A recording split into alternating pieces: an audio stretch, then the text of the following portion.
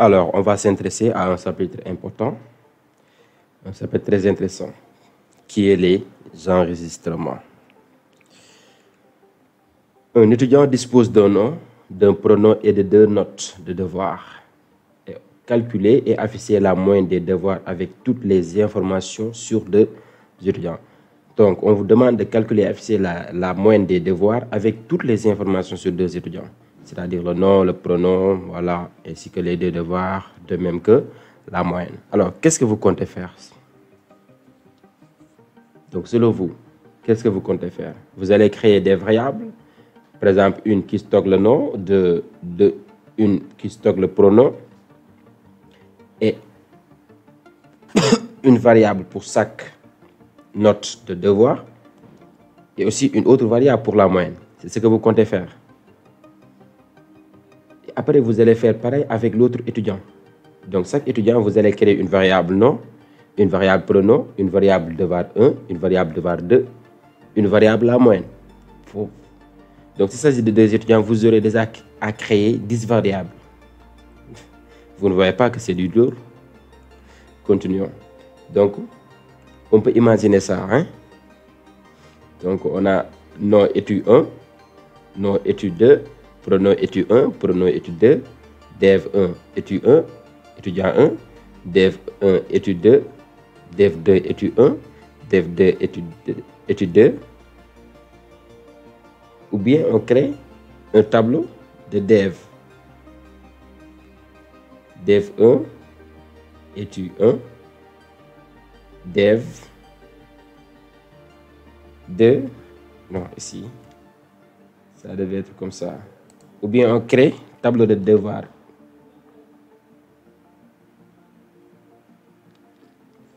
Oui, c'est ça, c'est comme ça. Ou bien on crée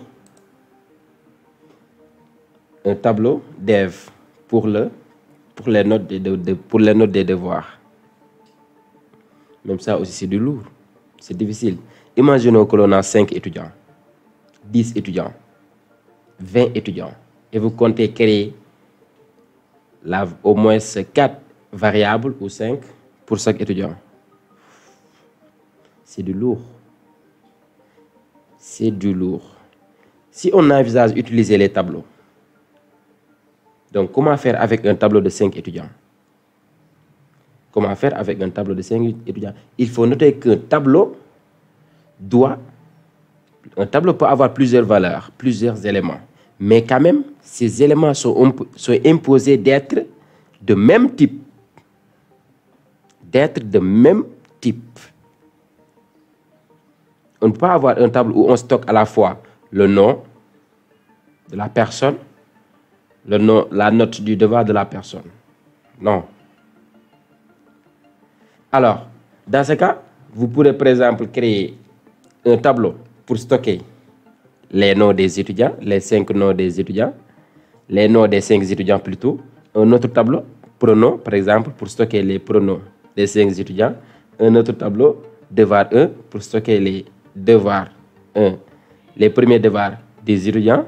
Un autre tableau, devoir 2, pour stocker les deuxièmes devoirs des étudiants. Ça aussi, ça serait du lourd. Ça serait d'énormes difficultés. Et le référencement même va poser problème. L'accès à une information précise posera aussi problème. Donc ça aussi, ce n'est pas la bonne méthode. Donc l'usage de variables simples n'est pas la bonne méthode. Pour ce genre de situation, l'usage aussi de tableaux n'est pas la bonne méthode. Alors, quelle est la bonne méthode? C'est là maintenant que se manifestent les enregistrements. On va voir ce que c'est un enregistrement. Alors, ici, on demande de proposer un algorithme qui permet de calculer et d'afficher le périmètre et la surface d'un rectangle. Pour calculer et afficher le périmètre et la surface d'un rectangle, c'est très simple. On renseigne la longueur, la largeur. Après, on calcule le périmètre et on calcule la surface. Donc ici, on peut avoir 4 variables. La variable longueur, la variable largeur, la variable périmètre et la variable surface. N'est-ce pas? Mais imaginons, s'il s'agit de 2 rectangles, S'il s'agit de 2 rectangles, qu'est-ce qu'on va faire? S'il s'agit de 3 rectangles, qu'est-ce qu'on va faire? On va créer des variables pour chaque rectangle. Largeur rectangle 1, longueur rectangle 1, etc. Largeur rectangle 2, longueur rectangle 2. Ou bien on crée un tableau. Certes, la longueur, la largeur, le périmètre, la surface peuvent être de même type, qui est réel. Mais vous prenez en compte bien l'accès à une information précise. Par exemple, qu'est-ce qui va représenter la longueur? Quel indice qui correspond à la longueur? Ça poserait des problèmes, d'énormes problèmes. Donc, si on a un élément qui a des caractéristiques, comme un tableau, un rectangle plutôt, qui a des caractéristiques, qui a la longueur et la largeur, après on va connaître le périmètre, la surface. Voyons. Il ne faut pas opter pour les tableaux.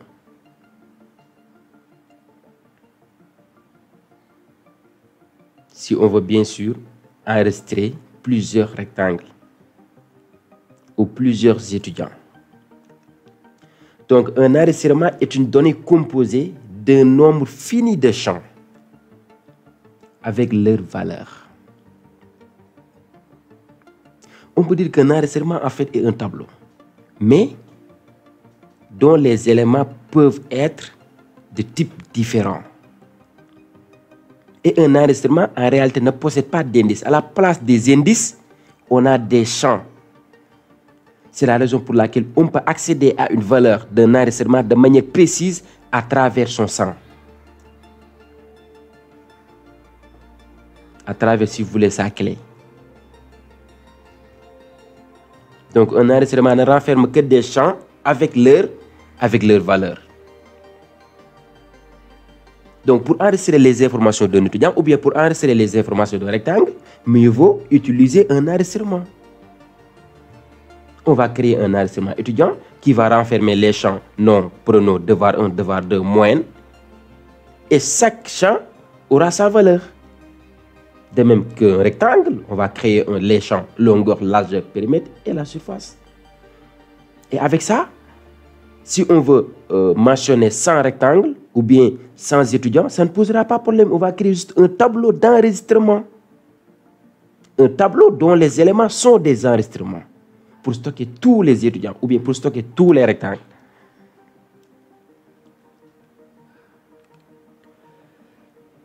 Donc voilà. Donc l'enregistrement étudiant, le nom est affecté par show. Voyons, pronom Abdou, dev 1, 7, dev 2, moyenne, etc. Voyez. Donc on a enregistré les informations de chaque étudiant sans problème, sans difficulté. Et on peut accéder facilement à une information précise d'un étudiant. On peut accéder facilement à la moyenne. On peut accéder facilement au pronom de l'étudiant 1. Voilà l'importance des enregistrements. Voyez ça, c'est un tableau d'enregistrement. Au lieu de créer plusieurs enregistrements étudiants, il est préférable de créer un tableau d'enregistrement étudiant.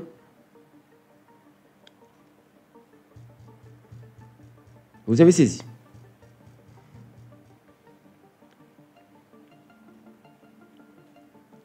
C'est ça. Et pour accéder à l'enregistrement 1, c'est-à-dire à l'étudiant 1, on met tab, vu que c'est un tableau. Donc, le premier enregistrement, le premier élément du tableau est attaché à l'indice 1 et référencé par l'indice 1. On est d'accord? Contrairement au tableau, les champs d'un enregistrement peuvent être de types différents, comme je l'ai dit. Un tableau peut renfermer plusieurs éléments, peut contenir un nombre fini d'éléments, mais ces éléments doivent être de même type. Par contre, avec les enregistrements, on peut avoir plusieurs éléments de types différents, plusieurs champs de types différents. Donc ici, en enregistrement, on dit champ. Et chaque champ a sa valeur. Le pronom, c'est un champ. Le pronom aura sa valeur, etc. Donc voilà. s'accent à son type. Ici, l'enregistrement étudiant, donc on a le nom qui est chaîne, le pronom qui est une chaîne de caractères aussi, le dev1, dev2 et moyenne sont des réels.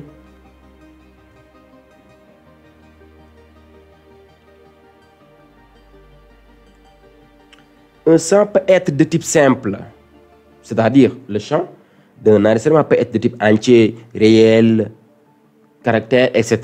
ou structuré, comme les tableaux et les enregistrements. Donc, on peut avoir un enregistrement dont l'un ou plusieurs de ces champs sont de type tableau, sont des tableaux, ou bien sont des enregistrements. On peut avoir des enregistrements qui contiennent des enregistrements. Comme on pouvait voir un tableau qui contient des tableaux. N'est-ce pas?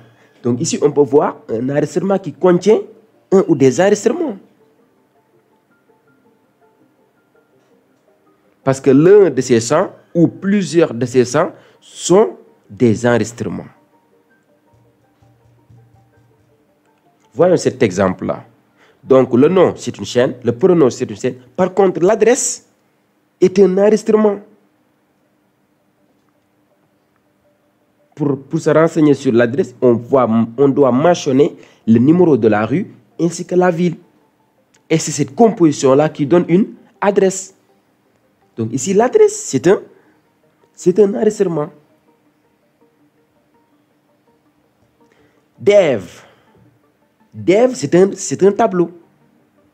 C'est un tableau de réel dont sa dimension est 2. Un tableau de 2 éléments.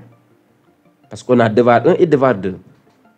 Donc, pour avoir la note du devoir 1, on met dev crochet 1. La note du devoir 2, dev crochet 2. Vous voyez? Donc, un enregistrement peut contenir des champs de type simple ou de type structuré, comme des tableaux ou des enregistrements. Voilà comment on déclare un enregistrement en pseudocode. On met structure, le nom de l'enregistrement, personne. Après, on mentionne les différents champs avec leur type. Et après, on met fin structure. Ensuite, on déclare une variable. On met personne, on déclare une variable de cet enregistrement-là. Personne, P1. Personne, P2. Ou bien personne, P1, P2, P3. On a des enregistrements de ce type-là. On a des variables de cet enregistrement-là, personne. Maintenant, en Pascal, c'est un peu différent. Donc ici, on met var, le nom de l'enregistrement, record. On utilise record, qui se traduit en français par enregistrement. Et on mentionne les noms des champs avec leur type. Nom, type, nom, type, nom du champ, type. Nom du champ, type. Et après, on met n, point virgule, pour marquer la fin de la déclaration de l'enregistrement. Mais en Pascal, ici, si on opte à faire cela, à utiliser cette déclaration, en faisant comme ça toujours lorsqu'on veut un enregistrement, donc supposons que l'on veut 3 enregistrements personnes. Donc on aura P1, P2, P3, et on va répéter la même chose. Waouh! Ça fera donc beaucoup de lignes. Hein? On répétera la même chose. Déjà ça comporte combien de lignes?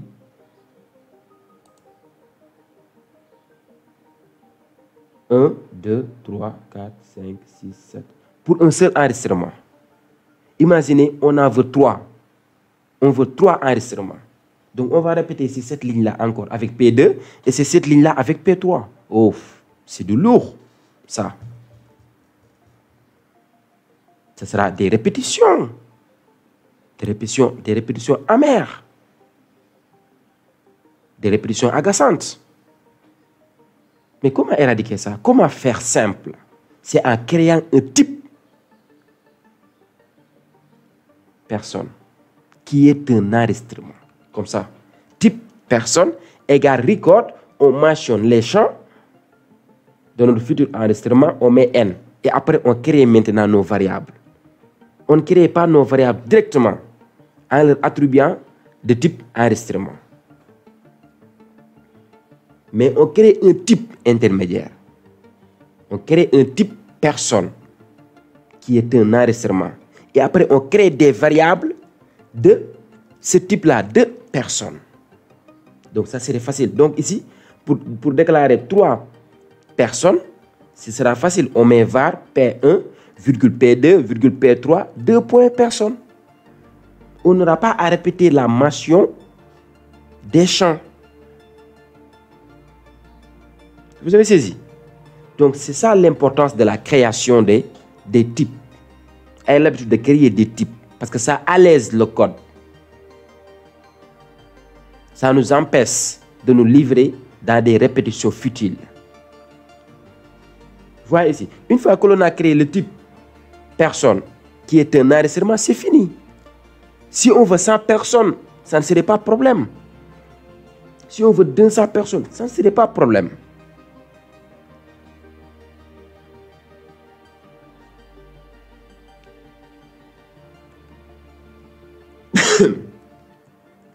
Et vous voyez, donc une fois que l'on a créé le type personne, qui est un enregistrement, ce serait facile de créer un tableau de 10 personnes. Vous voyez, on met var, le nom du tableau, 2 points array, les bornes inférieures et supérieures, ou les bornes maximales et minimales, en tout cas le domaine de variation d'indice. Après off, personne. Off, personne. Vous voyez, c'est très simple. Donc, on crée notre type qui est un enregistrement. On crée un type à partir de l'enregistrement. Et après, on crée nos variables. Ou bien on crée on crée un tableau. Vous voyez. Donc, c'est très simple avec les enregistrements. Maintenant, comment se fait l'accès à un 100? Comment se fait l'accès à un 100? C'est-à-dire, comment accéder au pronom de l'étudiant 1? Comment accéder au devoir numéro 1 de l'étudiant 2? L'accès à un 100 se fait en nommant l'enregistrement, c'est-à-dire en mentionnant le nom de l'enregistrement, puis le nom du champ, en séparant les deux noms par point. Donc, on met le nom de l'enregistrement, c'est-à-dire la variable de l'enregistrement, point, le champ, comme ça. P1, point, dev1. On peut initialiser. On peut lui affecter des valeurs. 12. Ça, c'est l'affectation. C'est l'initialisation. Initialisation par affectation. Il y a ici aussi initialisation par saisie. Dans ce cas, on invite l'utilisateur à saisir. Voyez aussi, P1.dev2, P1.moine, qui n'est rien d'autre que la somme des devoirs sur le nombre de devoirs. Vous voyez? Donc, comme ça, on a initialisé les 3 champs de l'enregistrement. Et en Pascal, c'est très simple. On remplace la flèche là par 2 points égales. Vous voyez? On remplace la flèche par 2 points égales.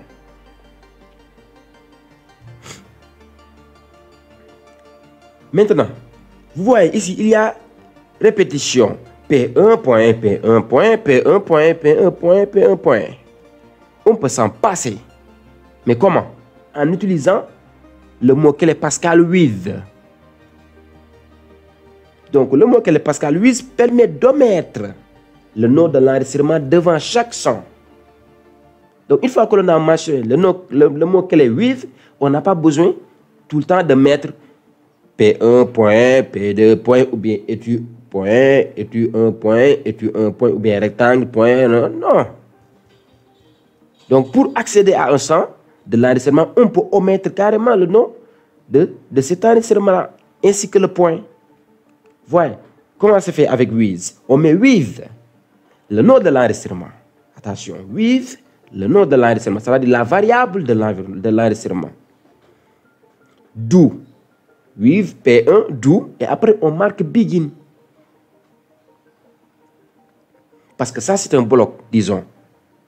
Et ce bloc va renfermer plusieurs instructions. Un bloc qui renferme plusieurs instructions doit être délimité par les parenthèses symboliques, qui sont begin et end. Donc, on met begin, on met dev directement, dev1, on initialise, on l'affecte 12, dev2, moins, prenons, etc. Donc, avec with, on a encore plus de facilité à l'initialisation ou à l'affectation de nos sons. L'affectation peut se faire entre deux enregistrements et correspond à une affectation champ par champ. Il y a un avantage ici, c'est-à-dire on peut copier ce qui est dans un enregistrement dans un autre enregistrement directement sans problème. On peut copier P2 dans P1 sans problème. Donc on peut ne pas faire, on peut se passer de la copie champ par champ. De la copie champ par champ, mais on met directement P1, l'enregistrement P1, 2 points égale P2. Dans ce cas, l'enregistrement P1 sera égal à P2. Donc, le champ P1 non sera égal au champ P2 non. Le champ P1 pronom sera égal au champ P2 pronom, ainsi de suite. C'est pourquoi on a dit que l'affectation peut se faire entre deux enregistrements et correspond à une affectation champ par champ. C'est comme si on faisait une affectation champ par champ.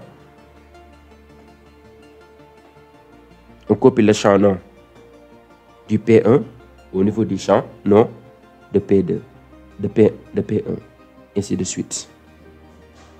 C'est un allègement. Mais par contre, on ne peut pas lire ou écrire un enregistrement comme ça, sans mention des champs. Donc, on ne peut pas lire ou écrire un enregistrement de manière brusquement. Non, non, non, non. On ne peut pas faire ça. On lit champ par champ. On écrit champ par champ. La lecture et l'écriture d'un enregistrement se font, j'ai dit c'est fait, mais se font champ par champ.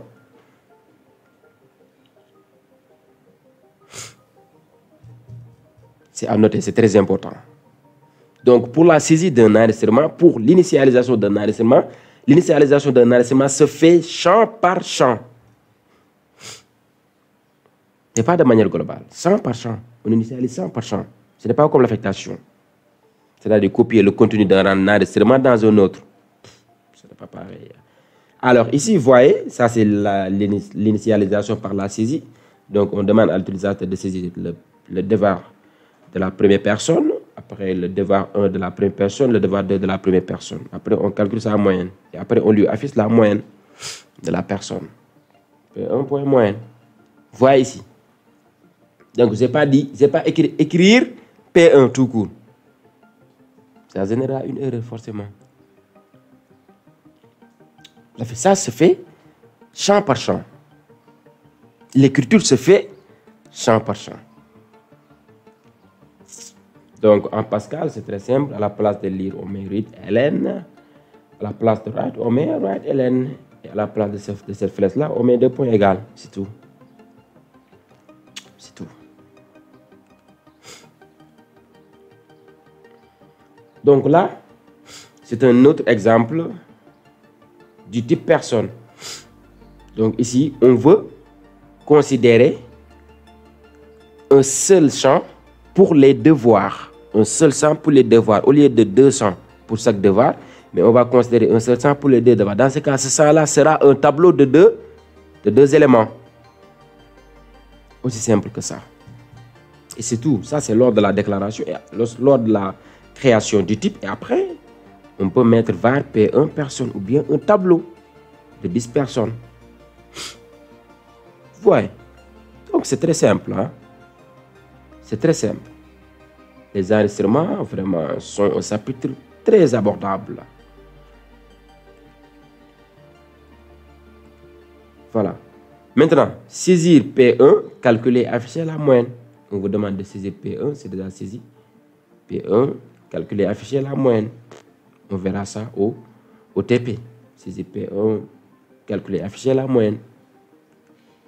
var tab égale array 1 à 10 of personnes. Saisir tab P1, Calculer, afficher la moyenne des 10 personnes. Ça aussi, on verra ça. Donc, on va saisir 10 personnes avec leurs informations. Donc, au niveau du TP, on va alléger un peu. On ne va pas saisir 10 personnes, ça serait du lourd. Par 5 personnes, on va saisir 100 par champ. Donc, je vais diminuer 10 là par...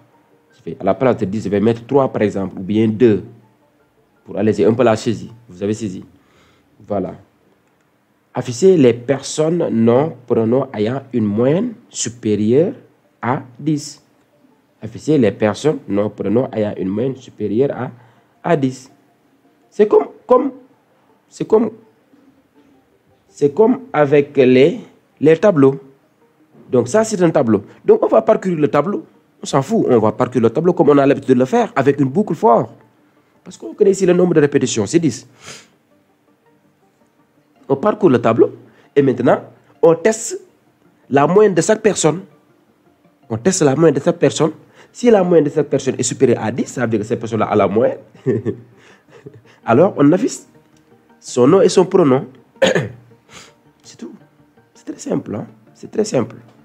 C'est sûr qu'avec les tableaux au niveau du chapitre précédent, ce tableau-là renferme des entiers. Mais cette fois, ce tableau renferme des enregistrements. C'est tout. Renferme des enregistrements. C'est tout. Donc, on teste la moyenne de chaque personne. On va initialiser notre tableau. Et après, on parcourt notre tableau et on marque une pause à chaque élément du tableau, à chaque enregistrement. Et on teste la moyenne de cette personne-là. Si elle est égale à 18, si elle est supérieure plutôt à 10. Si elle est supérieure à 10, on affiche son nom et son prénom. Excusez-moi. Voilà. Définissez un type rectangle permettant la sauvegarde de la longueur, de la largeur, du périmètre et de la surface. C'est facile. Donc, on va créer un enregistrement dont les champs seront la longueur, la largeur, le périmètre et la surface. Et on donne le nom à ce champ-là, à cet enregistrement plutôt rectangle. C'est tout. Donc, on crée un type rectangle qui est un enregistrement qui va renfermer les champs, longueur, largeur, périmètre, surface. Saisir la largeur, la longueur d'un rectangle et calculer et afficher son périmètre et sa surface. Et après, ça concerne tout simplement la création du type. Une fois créé le type, on va déclarer une variable appelée rectangle 1, par exemple, ou rectangle tout court. Rectangle 1. Pour ne pas avoir un nom, par exemple, un nom qui est identique, un nom d'une variable qui est identique à son type. On met rect 1 ou bien rectangle 1, qui est de type rectangle, dont on vient de créer. Et après, on saisit sa largeur et sa longueur. Et à travers sa largeur et sa longueur, on peut en déduire son périmètre et sa surface. C'est tout. C'est tout. Saisir un tableau de 10 écrans rectangles et calculer et afficher les périmètres et la surface. C'est facile. On va créer un tableau qui va renfermer des enregistrements. On va créer un tableau dont les éléments sont des enregistrements. C'est comme tout à l'heure avec les personnes. C'est facile. Lors de la saisie du tableau de 10 rectangles, attendez, lors de la saisie du tableau de 10 rectangles, faites un contrôle pour empêcher les longueurs et largeurs négatives ou nulles. Une largeur plus grande ou égale à la longueur. Donc, on a dit lors de la saisie du tableau. Donc, dans la saisie du tableau, ou bien lors de la saisie du tableau, on va effectuer un contrôle de saisie à l'intérieur. Chaque longueur et largeur saisie par l'utilisateur seront testées pour voir si la longueur et la largeur ne sont pas négatives ou nulles. Et si la largeur est plus grande ou égale à la longueur. Donc ici, à chaque saisie, tant que la longueur et la largeur ne sont pas positifs et que la largeur n'est pas inférieure à la longueur, on ne cesse de demander à l'utilisateur de saisir la longueur et la largeur du rectangle T, du rectangle en cours de saisie. Donc la saisie ne sera complète que lorsque la saisie d'un rectangle, on demande de saisir 10 rectangles. Maintenant, la saisie, par exemple, la saisie du premier rectangle n'est complète n'est satisfaite que lorsque l'utilisateur a saisi les longueurs et largeurs qui sont strictement positives et en plus que la largeur soit inférieure, strictement inférieure à la longueur. Tant que l'utilisateur n'a pas saisi une largeur et une longueur positive et que la largeur est strictement inférieure à la longueur, on ne cesse de lui demander de saisir la longueur et la largeur. Maintenant, si la saisie est satisfaite, on passe à l'autre enregistrement, à l'autre élément du tableau. Voyez, c'est très simple. Et vous verrez ça au niveau du TP. Définissez un type point qui a ses coordonnées x et y sur un plan, puis un type triangle comportant 3 points A, B, C. Donc, on demande de créer un enregistrement, de créer un type enregistrement point, et après on crée un type enregistrement triangle. Alors que ce type enregistrement triangle-là va comporter des enregistrements, parce que on a ce triangle-là va comporter 3 points A, B, C. Et chaque point est un enregistrement de type point. Donc ici, on aura un enregistrement qui va contenir des enregistrements. Un enregistrement dont ces sens sont des enregistrements. Vous avez saisi? Continuons. Saisir et afficher un triangle, c'est facile. Après la création du type, ainsi que la déclaration, saisir et afficher un tableau de 10 rectangles, c'est facile. On va utiliser la boucle for. Après avoir créé notre tableau, on va utiliser la boucle for pour initialiser le tableau. Et après, on passe à l'affichage, c'est tout. Afficher les triangles dont l'un des points dispose de coordonnées toutes négatives strictement. C'est facile aussi. Donc, on parcourt les triangles de ce tableau-là. Et à chaque triangle, on regarde si l'un des points dispose de coordonnées, parce que chaque triangle a 3 points. On regarde si l'un des points dispose de coordonnées toutes négatives strictement. Dans ce cas, on va l'afficher. Bien sûr, après l'initialisation de ce tableau-là. Refaites le même exercice en définissant un triangle comme un tableau de 3 points. En définissant un triangle comme un tableau de 3 points, pas comme un enregistrement, mais comme un tableau de 3 points. Donc, un tableau qui renferme des enregistrements, au lieu d'avoir un enregistrement qui contient des enregistrements. Mais un tableau dont les éléments sont des enregistrements. Et voilà, c'est tout pour ce chapitre-là. Chapitre intéressant. Et c'est un chapitre très, très amusant. Voyons. Donc, c'est tout pour ce chapitre. C'est tout pour ce chapitre. Ce chapitre 6. Donc, ce qu'on peut retenir est que les enregistrements permettent tout simplement d'enregistrer des informations de types différents. Contrairement au tableau, qui ne permet que d'enregistrer des éléments de même type. Voilà. Chaque élément d'un enregistrement est un champ avec sa valeur. Pour accéder à une valeur, on se sert de son champ. On se sert du champ qui est associé à cette valeur-là. Donc voilà, on se dit donc à la prochaine vidéo dans laquelle on va voir un TP, donc la correction de ces exercices-là. Voilà. Donc c'est ça, hein? On se dit à la prochaine vidéo dans laquelle on va faire un TP, dans laquelle on va mettre en pratique ce